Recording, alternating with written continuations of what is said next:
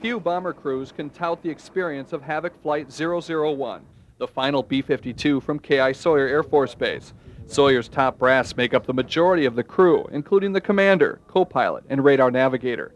In the pilot seat is Wing Commander Colonel Regner Ryder. His co-pilot is Operations Group Commander Colonel Don Paraguay. With instructor pilot Captain Bill Hook, the pilots have some 10,000 hours of experience in the sky. Keeping the bomber on track and on time is the navigators, headed up by Sawyer Squadron Commander Colonel Bruce Wong. Next to him is Lieutenant Garvin Louie. Flying in offense is Electronic Warfare Officer Lieutenant William Young and Gunner Sergeant Phil Pender. Gunners haven't flown on the B-52 in 3 years, so this flight means a lot to Sergeant Pender.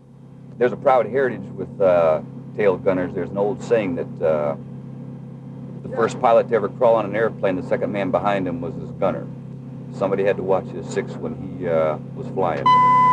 To be able to go out of Sawyer today with the last B-52, it's just really hard to describe.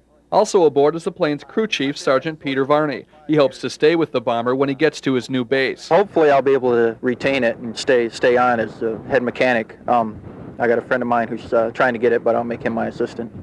Flying the last active duty aircraft out of Michigan is certainly exciting, but there's a lot of sadness with this too. I was born on this Air Force base 30 years ago, and that B-52 bomber, my father loaded Hound Dog missiles on it. Thousands of people feel the same way I do about Sawyer closing, and even Mother Nature did what she could to keep the bomber in the UP. High winds grounded the ceremonial takeoff, and the departure was scrubbed until the next day.